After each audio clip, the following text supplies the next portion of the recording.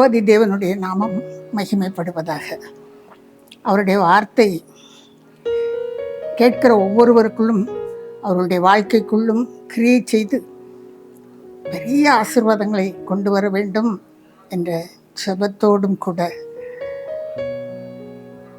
நாம் தேவனுடைய வார்த்தையை தியானிப்போம். கர்த்தர் கட்டாயமாய் நமக்கு நன்மை செய்கிறவராய், நம்மை ஆசீர்வதிக்கிறவராய். இந்த வார்த்தைகளை கேட்கும் பொழுது ஒரே ஒரு எண்ணம் நமக்குள் இருக்கட்டும்: தேவன் இந்த வார்த்தைகளின் நிமித்தமாய் என்னை ஆசீர்வதிக்கப் போகிறார். நம்முடைய பாடுகளை நினைத்து கொண்டே வேண்டுமானாலும் செய்தியை கேட்கலாம். அப்படி கேட்கும் பொழுதே என்னை ஆசீர்வதிக்க போவதற்காய் ஸ்தோத்திரம் ஸ்தோத்திரம்.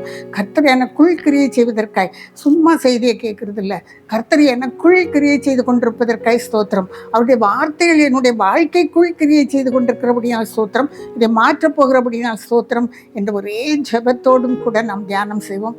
நம்மை ஆசீர்வதிக்க போகிறார். வசனத்தை வாசிக்கிறேன். எபிரேயருக்கு பவுலடிகள் எழுதின நிருபம் 13வது அதிகாரம் 8வது வசனத்திலே, இயேசு கிறிஸ்து நேற்றும் இன்றும் என்றும் மாறாதவராய் இருக்கிறார் என்று எழுதப்பட்டிருக்கிறது. இயேசு கிறிஸ்து நேற்றும் இன்றும் என்றும் மாறாதவராய் இருக்கிறார். அவர் மாறாதவர், அவரில் மாறுதலே இல்லை. அவர் ஆதியும் அந்தவுமானவர், அல்பாவும் ஒமேகாவுமானவர். தன் தகப்பனுடைய மடியிலே செல்ல பிள்ளையாய் அமர்ந்திருந்த அவர் அனுப்பப்பட்டார். அவருக்குள் எல்லாமே ஆமென்றும் ஆமேன் என்றும், இல்லை என்று ஒன்றுமே இல்லை, ஆமென்றும் ஆமேன் என்றும் தான் இருக்கிறது. எபிரேயருடைய நிருபத்திலே நாம் வாசிக்கிறோம் 11வது அதிகாரம் 12வது வசனத்திலே எல்லாவற்றையும், 1வது அதிகாரம் 12வது வசனத்திலே நாம் வாசிக்கிறோம், எல்லாவற்றையும் நீர் உருவாக்கினீர், எல்லாம் ஆனால் அழிந்து போகும். நீர் வானத்தை ஒரு சால்வையை போல சுருட்டி விடுவீர், ஆனால் நீரோ மாறாதவராயிருக்கிறீர். நீரோ நிலைத்திருப்பீர். உம்முடைய ஆண்டுகள் முடிவதில்லை என்று திட்டவட்டமாக எழுதப்பட்டிருக்கிறது. பிரியமானவர்களே, அவர் முடிந்து போகாதவர், அவர் ஆதியும் அந்தவுமானவர். யோவான் எழுதின சுவிசேஷம் 8வது அதிகாரம் 58வது வசனத்தில் தேவனே சொல்லுகிறார், இயேசு ராஜாவே சொல்லுகிறார், நான் ஆபிரகாமுக்கு முன்னே உருவானவன். நீர் என்ன ஆபிரகாமை கண்டீரோ என்று கேட்டபொழுது, நான் ஆபிரகாமுக்கு முன்னே இருந்தவன் என்றுதான் ஆண்டவர் சொல்லுகிறார். அதுதான் சத்தியம், அதுதான் உண்மை. திரியேக தேவனாக தன் பிதாவினுடைய மடியில் இருந்தவர் அவர். அவர் அங்கே உட்கார்ந்திருக்கும் பொழுதுதான் வானங்களும் பூமியும் உருவாக்கப்பட்டது. பிரியமான தேவனுடைய பிள்ளையே, அவர் தன்னுடைய தன்மையிலே மாறாதவர், அவருடைய அன்பிலே மாறாதவர், இரக்கத்திலே மாறாதவர், மன உருக்கத்திலே மாறாதவர், அதிசயங்களை செய்வதிலே மாறாதவர், அவர் ஒன்றிலுமே மாறாதவர். ஆனால் இந்த அநாதி தேவன், அவர் மாற மாட்டார், அவர் மாற்றுகிறவராய் நம் மத்தியிலே ஜீவிக்கிறார். அவர் எல்லாவற்றையும் மாற்ற வல்லமை உள்ளவர். அவர் மாறாதவர், ஆனால் எல்லாவற்றையும் மாற்றி அமைக்கிறவராய் இருக்கிறார். அவர் எதை மாற்றுவார், எப்படி எப்பொழுது மாற்றுவார் என்பதை மாத்திரம் நாம் புரிந்து கொள்வோமானால் அப்படியே அவரிடத்தில் நாம் பெற்றுக்கொள்ளவும் தகுதி படைத்தவர்களாக மாறிவிடுகிறோம். அவர் ஆதாம் உருவாக்கப்படும் முன்பாக தூதர்கள் வாழ்ந்து கொண்டிருந்த பூமியிலே தூதர்கள் அவரை எதிர்த்தபடியினாலே அந்த பூமி அழிக்கப்பட்டது. அந்த பூமி அழிக்கப்பட்டு முற்றிலுமாய் தண்ணீரால் நிரம்பி இருள் நிரம்பி அழிக்கப்பட்ட நிலைமையில் கிடந்த பூமியைத்தான் ஆண்டவர் திரும்பவும் மனிதனை வாழ வைக்க வேண்டும், மனிதனை உருவாக்க வேண்டும், மனிதனோடு பேச வேண்டும், மனிதனோடு உலாவ வேண்டும். இதுதான் அவர் வாஞ்ச. பிரியமானவர்களே, அதனால தான் நான் திரும்பவும் சொல்கிறேன், அவருக்கு நம்மகிட்ட பேசுறதுக்கு அவருக்கு ரொம்ப ஆசை உண்டு. அவர் வருவார். நாம் கூப்பிடும் பொழுதெல்லாம் மிக சமீபமாய் அவரை பெற்றிருக்கிறது போல வேற எந்த ஜனம் பாக்கியம் உள்ளது. அவ்வளவு எப்பொழுது கூப்பிட்டாலும் நம்மோடு கூட, பயப்படாதே, நான் உன்னோடு இருக்கிறேன், திகையாதே, கலங்காதே, நான் உன் தேவன், நான் உன் வலது கரத்தை பிடித்து உன்னை ஆசீர்வதிப்பேன் என்று சொல்லி நம்மோடு பேசுகிற தேவன் அவர். அவர் இந்த பூமியை திரும்பமாக மனிதனுக்காக உருவாக்க வேண்டும் என்று சொல்லி மாற்றினார். அதிலிருந்த சூழல்கள் எல்லாவற்றையும் மாற்றினார். இருளை மாற்றினார், சூரிய சந்திரனை உருவாக்கினார், நீரை பிரிந்து போக பண்ணினார், வெட்டாந்தரையை உருவாக்கினார். அது மாத்திரமல்ல, வெறும் தரையிலே மனிதனை உருவாக்கவில்லை, புல் பூண்டுகளை உருவாக்கி அவனுக்காக மீனை மிருகங்களை உண்டாக்கி என்னென்ன அவனுக்காக உருவாக்க வேண்டுமோ எல்லா நல்ல பசுமை சூழலை உருவாக்கி அவனையும் படைத்தார். ஆனால் படைத்த மனிதர்கள் நாம் தான் இன்றைக்கு அந்த சூழலை எல்லாம் அழித்து கொண்டு இருக்கிறோம். நாசமாய் போய் கொண்டிருக்கிறது. தேவன் அன்றைக்கு தேவையான எல்லாவற்றையும் படைத்தார். அதனதன் காலங்களிலே கனியை கொடுக்கும்படியாய், அந்தந்த சீதோஷ நிலைக்கு ஏற்ற காய்கறிகளை கொடுக்கும்படியாய் எல்லாவற்றையும் படைத்து கொடுத்தார். மாற்றுகிறவர் அவர். இந்த அண்ட சராசரத்தையே மாற்றி, இருளை மாற்றி வெளிச்சத்தை கொண்டு வர அவரால் முடியும் என்றால், ஏன் ஒரு மனிதனுடைய வாழ்க்கையிலே வெளிச்சத்தை கொண்டு வர அவரால் முடியாது? அன்றைக்கு கீழ்ப்படியாமையினாலே சாப்பிடாதே என்று சொன்ன அந்த ஒரு பழத்தை சாப்பிட்டு கீழ்ப்படியாமையினாலே எல்லாவற்றையும் எல்லா அவருடைய அன்பையும் எல்லாவற்றையும் இழந்து போன மனிதனை திரும்பவும் மீட்டுக்கொள்ளும்படியாய், அவனை ரட்சிக்கவும் இழந்து போனதை தேடவுமே மனுஷகுமாரன் அனுப்பப்பட்டார். சிலுவை மரணத்தை அவர் சந்திக்க வேண்டியிருந்தது. அந்த நாட்களிலே அது மிகவும் கொடிதான மரணம். அது அந்த மரணத்தை அவர் சந்தித்து சிலுவையிலே உலகம் அறிய உயர்த்தப்பட்டு சிலுவையிலே இரத்தத்தை சிந்தி அந்த இரத்தத்தினால் மனிதனை மீட்டு கொண்டார். அந்த இரத்தம் மாத்திரமே பாவங்களை சுத்திகரிக்க வல்லதா இருக்கிறது. அவருடைய இரத்தத்தினால் மீட்கப்படுகிறோம். பிரியமானவர்களே, மாற்றி அமைக்கிறார். இருளுக்குள்ளாய் ஆதாம் செய்த பாவத்தினால் இருளுக்குள்ளாய் தள்ளப்பட்ட மனித குலத்திற்கு வெளிச்சமாக அவர் வந்தார். அவரே ஒளியாக வந்தார். ஆனால் உலகம் அவரை ஏற்றுக்கொள்ளவில்லை. இன்றைக்கும் ஏற்றுக்கொள்ளுகிற பிள்ளைகளுக்கு அவர் வெளிச்சமாக இருக்கிறார். அவர்கள் வெளிச்சத்திலே நடப்பார்கள். அவர்கள் இருளை காண்பதில்லை. பிரியமானவர்களே, வரும் துக்கம் வருவது போல இருக்கும், வேதனை வருவது போல இருக்கும். கடந்த முறை பேசின பொழுது கூட யாக்கோபு ஆசீர்வதிக்கப்பட்டான் என்று சொன்ன நான் உங்களுக்கு சொல்லுகிறேன், அவர் வேதனைப்படலையா? லாபானிலிருந்து வேதனையோடு தானே பிரிந்து வந்தார். எவ்வளவு வேதனைகள்! தீநாள் வெளியே போய் வேடிக்கை பார்க்க போய் எவ்வளோ பெரிய பிரச்சனைகளை உருவாக்கினார்கள். யோசேப்பை இழந்து போனார். அப்படி பார்த்தா வாழ்க்கையில வேதனைன்னு சொல்லக்கூடாது. வேதனை வந்து கொண்டே இருந்தாலும் யாக்கோபு கடைசியிலே ஆசீர்வதிக்கப்பட்டவராய் கோசேன் தேசத்திலே வாழ்ந்து பலத்தவராய் இருந்தார். அப்படித்தான் வாழ்க்கையிலே பிரச்சனைகளும் வேதனைகளும் வந்து கொண்டிருக்கும். ஆனால் வெளிச்சத்தை விட்டு வெளியேறாமல் நாம் இருக்கும் பொழுது அந்த இருள் மாறி போகும். இருள் அதை பற்றி கொள்ள முடியாது. அவ்வளவு வெளிச்சமானவர் அவர். பிரியமானவர்களை மாற்றி அமைக்கிறவர். அவர் மாறாதவர். ஆனால் நம்முடைய வாழ்க்கையை மாற்றி அமைக்கிறவர். அடுத்ததாக பார்ப்போமானால், அப்படி அவர் வந்து இந்த பூமியிலே உலாவின பொழுது, அவர் சிலுவையை சந்திக்கும்படியா இந்த உலகத்திலே வந்த பொழுது எவ்வளவு தூரம் எத்தனை பேருடைய வாழ்க்கையை மாற்றி காட்டினார் என்று வாசித்து பாருங்கள்.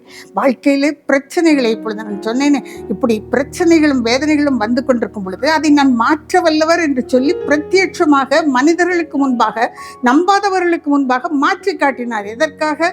என்னை ஏற்றுக்கொள்ளுகிற பிள்ளைகளுக்கு இவ்விதமாய் நடக்கும், நான் அவர்களுடைய கண்களை திறப்பேன், நான் அவர்களுடைய குஷ்டரோகத்தை மாற்றுவேன், என்னை நோக்கி கூப்பிடும் பொழுது அவர்கள் ரட்சிக்கப்படுவார்கள், என்னை நோக்கி கூப்பிடும் பொழுது மரணத்தையும் அவர்களுக்காக நான் ஜெயிப்பேன் என்று சொல்லி மார்த்தாள் இங்கே இருந்திருந்தீரானால் என் சகோதரன் இறந்திருக்க மாட்டானேன்னு சொல்லி தான் அவரை நோக்கி பேசினார்கள்.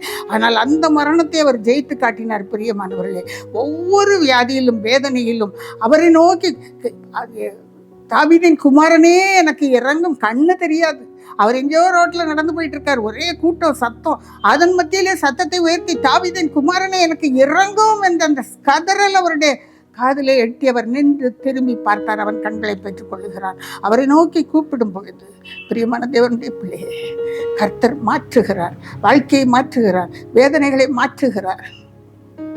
பிரசவ வேதனையோடும் கூட, பிரசவ காலத்தில் இனி என்ன ஆகுமோ என்று பயத்தோடும் கூட இருக்கிற என் அன்பு சகோதரியே, கர்த்தர் உன்னை ஆசீர்வதிப்பதை நான் காண்கிறேன். கர்த்தருடைய கரம் உண்மையில் இறங்குவதை நான் பார்க்கிறேன். கர்த்தர் உன்னை ஆசீர்வதிப்பார். அவர் உனக்கு ஒரு நார்மல் டெலிவரியை கொடுக்கும்படியாக கர்த்தரை நான் கெஞ்சுகிறேன். கர்த்தருடைய கரத்தில் ஒப்பு கொடுக்கிறேன். ஹல்லேலூயா. கர்த்தருடைய கிருபை பெரிதானது. பிரியமானவர்களே, நமக்கு கூப்பிட தெரியலன்னா கூட மாட்டிக்கிறாங்க பாருங்க. இந்த பாவியான ஸ்திரீ ஒருத்தி மாட்டுப்பட்டவளாய், மனிதருடைய கரத்தினால் இழுத்து கொண்டு வரப்பட்டவர்களாய் தேவனுக்கு முன்பாக நிறுத்தப்படுகிறாள். அவள் மேலும் இரக்கம் வைத்து அவளுடைய வாழ்க்கையை ஆண்டவர் மாற்றுகிறார். எவ்வளவு ஒரு ஞானமுள்ள வார்த்தை ஒரு வாயிலிருந்து வெளிவந்தது. ஒரே ஒரு வார்த்தை, பாவம் செய்யாதவன் முதலிலே அவள் மேல் கல்லெறிய கடவன். பாவம் செய்யாதவன் அவள் மேல் கல்லெறியட்டும். கொஞ்ச நேரம் கழித்து பார்த்தால் பெரியவர் முதல் சிறியோர் வரை எல்லாரும் போயிட்டாங்க. ஒருவரும் இல்லையா என்று கேட்கிறார். இல்லை என்று சொல்லுகிறார். இனி பாவம் செய்யாதே, இதுதான் தேவன் நம்மிடத்தில் எதிர்பார்க்கிற காரியம். ஒருவேளை அறிந்தோ அறியாமலோ நம் பாவத்தில் விழுந்திருந்தோமானால், பாவம் செய்திருப்போமானால், அறியாமல் பாவத்தில் பிடிபட்டிருப்போமானால், தேவனுடைய சமூகத்தை நோக்கி பார்க்கும் பொழுது தேவன் விடுவிக்கிறவராய், தேவன் வருகிறார். தேவன் நம்முடைய வாழ்க்கையில் இடைப்படுவதை மாத்திரம் உணர்ந்து கொண்டு ஏற்றுக்கொள்வோமானால் இனி பாவம் செய்யாது. இதைத்தான் தேவன் நம்மிடத்தில் எதிர்பார்க்கிறார். நீதிமானும் கூட 7 முறை விழுந்தாலும் அவன் எழுந்திருப்பான் என்றுதான் வேதத்தில் எழுதப்பட்டிருக்கிறது. கர்த்தர் மாற்றுகிறவராய் இருக்கிறார், வாழ்க்கையை மாற்றுகிறவர். சூழ்நிலையை நமக்காக இந்த உலகத்தையே மாற்றி அமைத்த தேவன் நம்முடைய வாழ்க்கையை முற்றிலுமாய் மாற்றி அமைக்க நல்லவரும் வல்லவருமாய் இருக்கிறார். யாக்கோபு எழுதின நிருபத்தில் நாம் வாசிக்கிறோம் 1வது அதிகாரம் 17வது வசனத்திலே, அவரிடத்தில் யாதொரு மாறுதலும் இல்லை, யாதொரு வேற்றுமையின் நிழலும் இல்லை. அவரிடத்தில் மாறுதலும் இல்லை, அவரிடத்தில் வேற்றுமையின் நிழலும் இல்லை. இவனுக்கு நான் செய்யறது அவனுக்கு அப்படி இல்லை. அவரிடத்தில் வேற்றுமையின் நிழல் இல்லை. அவரை நம்புகிறவர்களுக்கு, விசுவாசிக்கிறவர்களுக்கு அவர் நல்லவராக இருக்கிறார். எரேமியா தீர்க்கதரிசியின் புத்தகத்தில் ஒரு வசனத்தை வாசிக்கிறோம். எத்தியோப்பியன் தன் தோலையும் சிவிங்கி தன் புலிகளையும் மாற்றக்கூடுமோ? அப்படி மாற்ற முடியும்னா நீங்களும் கூட தீமையை விட்டு நன்மை செய்ய படித்துக் கொள்வீர்கள் என்று தீர்க்கதரிசி மன வேதனையோடு இஸ்ரவேலரை குறித்து பேசுகிறார். பிரியமான தேவனுடைய பிள்ளை, நாமும் தீமையை விட்டு விலகி நன்மை செய்ய கற்றுக்கொள்வோம் என்றால், இருளை விட்டு விலகி தேவனுடைய முகத்தை பார்ப்போம் என்றால் நம்முடைய வாழ்க்கை நிச்சயமாக வரும். அவர் அது மாத்திரமல்ல, நமக்காக வைத்திருக்கிற திட்டங்களை மாற்றுகிறவர். ஒருவேளை நம்ம பாவம் பண்ணி கோவப்பட்டிருந்தாலும் கூட, யோனா தீர்க்கதரிசியை பார்த்து சொல்கிறார், நான் நினிவேயை கவிழ்க்க போகிறேன், நான் எல்லாரும் பாவம் செய்து கெட்டு போனார்கள், நான் கவிழ்த்து போட போகிறேன், போய் சொல்லுங்கிறாரு. ஆனால் இவர் போகாமல் என்ன பண்ணார், தர்சீஷுக்கு போகிற கப்பலில் ஏறி ஓடி போனார். ஏன் தெரியுமா? அவருக்கு தெரியும் இவர் மகா இரக்கமுள்ளவர், உருக்கமான தேவன். தான் சொன்னதுக்காக மனசாப்பட்டு அவ்வளோதான் டபக்கரை எல்லாத்தையும் மாற்றி போட்டுருவார். அப்படி சொல்லிட்டு இவர் எங்கே ஓடி போனார், தர்சீஷுக்கு ஓடி போனார். அவரை பிடிச்சி மீன் வாய்க்குள்ளே வச்சு அவரை திரும்ப கொண்டு வந்து, நீ போய் பிரசங்கி என்று ஆண்டவர் சொல்லுகிறார். பிரியமான தேவனுடைய பிள்ளையே, நினிவே கவிழ்க்கப்பட்டு போகவில்லை, நினிவே ரட்சிக்கப்பட்டது. ஏன் தெரியுமா?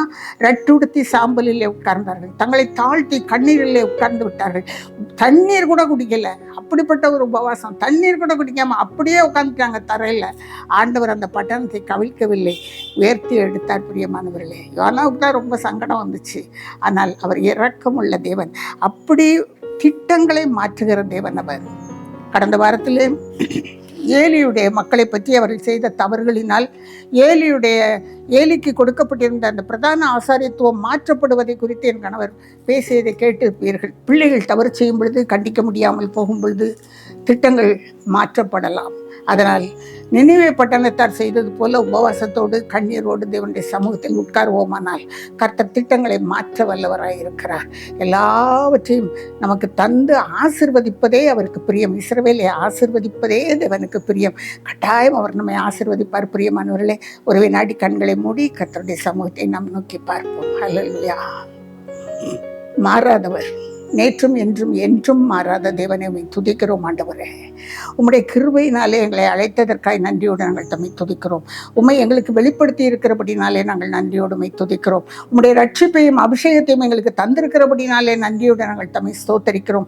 எங்களுக்காக பரலோகத்தை திறந்து வைத்திருக்கிறபடினாலே நன்றியோடு நாங்கள் தம்மை ஸ்தோத்தரிக்கிறோம். ஆண்டவரே, மாறாதவரே, ஆனால் எல்லாவற்றையும் மாற்ற வல்லவரே, உம்முடைய கிருபையுள்ள கரம் ஒவ்வொரு குடும்பத்தின் மேலும் இறங்கட்டும். இந்த வார்த்தையை கேட்கிறவர்கள் மேல் ஒவ்வொருவர் மேலும் இறங்கட்டும். ஆண்டவரே, உம்முடைய ரத்தத்தின் வல்லமையினால் ஒவ்வொருவரையும், வாலிபர்களை மீட்டுக் கொள்ள வேண்டும் என்று ஜெபிக்கிறேன். ஆண்டவரே, ரத்தத்தின் வல்லமை வாலிபர்களுக்குள்ள இறங்கட்டும், வாலிப சகோதரிகளுக்குள்ள இறங்கட்டும். ஆண்டவரே, இனி பாவம் செய்யாதே, இனி பாவம் செய்யாதே. உம்முடைய வார்த்தை அவர்களுக்குள் தொனிக்கட்டும். அப்பா, கழுவும். ஆண்டவரே, அவர்களுக்கு புதிய வழிகளை திறந்துள்ள வேண்டும் என்று ஜெபிக்கிறோம். நன்றியோடு தம்மை ஹல்லேலூயா, நன்றியோடு தம்மை ஸ்தோத்தரிக்கிறோம். ஆண்டவரே, உம்முடைய கிருபையினாலே நினிவே பட்டணத்தை ரட்சித்த தேவனுக்கு சுலபமான காரியம். குடும்பங்களை தூக்கி எடுக்க வேண்டும் என்று ஜெபிக்கிறேன். ஆண்டவரே, உம்முடைய கிருபைகளாய் ஒப்புக் கொடுக்கிறேன். திட்டங்களை மாற்றுகிறவரே மாற்றும், சூழ்நிலைகளை மாற்றுகிறவரே மாற்றும், வாழ்க்கையை மாற்றி அமைக்க வல்லவரே மாற்றும், தகப்பனை வியாதியை மாற்ற வல்லவரே மாற்றும் என்று சொல்லி,